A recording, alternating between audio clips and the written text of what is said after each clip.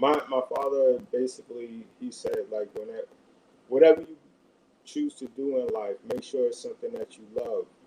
Like, you are guaranteed hard days, right? You're guaranteed moments in life where you're like, I hope this gets over quick. But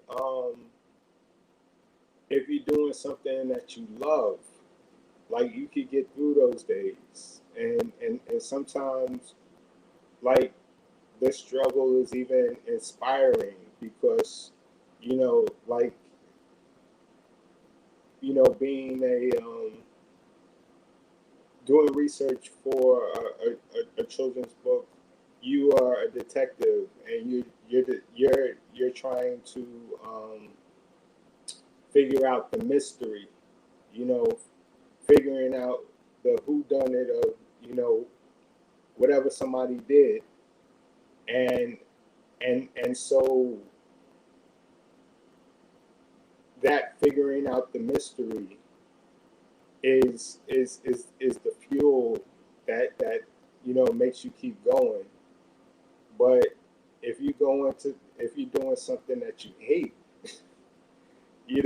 like, all of the roadblocks and the struggles that you go through, it's just more frustration. It's just more something negative, you know. Um, so yeah, yeah, I really have a lot of fun. I really appreciate being able to take something that's in my heart and then put it into bring it to the real world and have people say, hey, that's worth money, you know. Wow, man, you dropped a lot of gems in there. Like you say, doing something you love, and, it may be a little stressful at the time, but once you achieve your goal, it kind of opens up your mind to a bigger picture, and you can carry that with you for the rest of your life. You forever influence, motivated, to do more. And I wanted to touch on something else, like you were saying, with rock and roll in general. Like you say, when it first started with Chuck Berry and what's my guy's name, Little Richard, the way they wore their hair, the way they dressed, the way they danced is a little bit different from the way they was doing it in the 70s and the 80s and the 90s, to the point where a lot of black people don't even associate rock and roll with being a part of black culture anymore. So Yeah. that's powerful that you was able to do that research and bring it, back into the book. And then you could be an author and you could be an illustrator. It's like Kanye. You could make beats, you could rap. You know what I'm saying? Or you could be like Dion. You could play football and baseball. Man, you truly blessed and creative. And man, I just want to salute you. And Thank you. you pretty much covered everything. I'm trying to think. Oh, okay. This is the last one. I got to ask you this. For people who want to check out your work, if they're not familiar with you, where can they find? Do you have a website or do they have to go to a certain store? Yeah, yeah. I have a website, javaka.com, JAVAKA.com. Also, I'm on Instagram, I'm on Facebook. Um, and that's really, like, where I'm at in terms of social media. Um,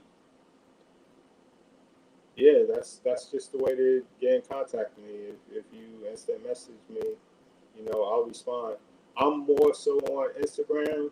If you send me a message on Facebook, I'll get back to you eventually. But if you wanna get to me quicker, I would say Instagram. Instagram is probably the easiest way. Okay, okay. Now, you got any new projects or anything coming up that they should be aware of?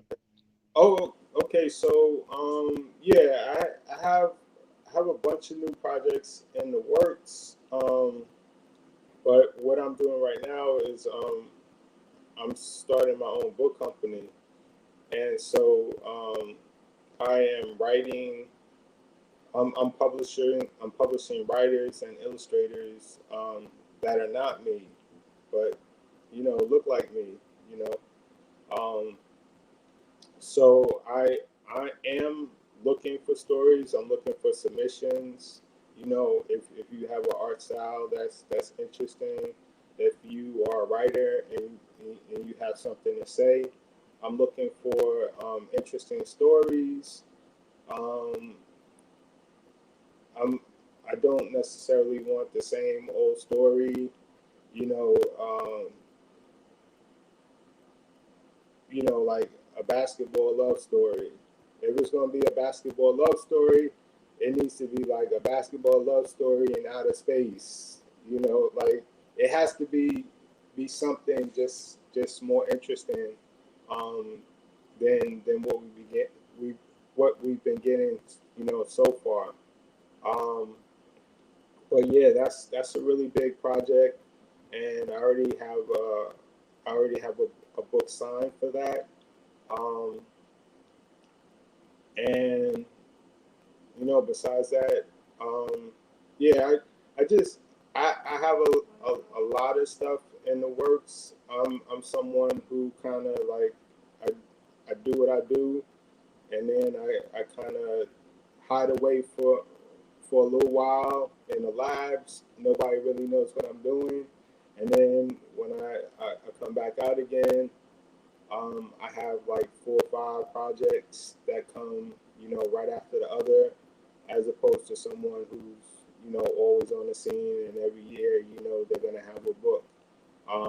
I just like to kind of take my time and really think about what it is that I'm putting out there, and really, make sure the crafting of everything is what I want it to be.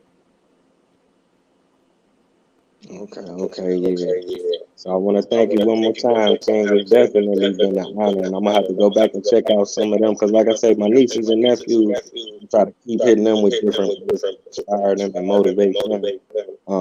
Man, it's truly been an honor. I want to thank the guests for tuning. I mean, thank the viewers for tuning in.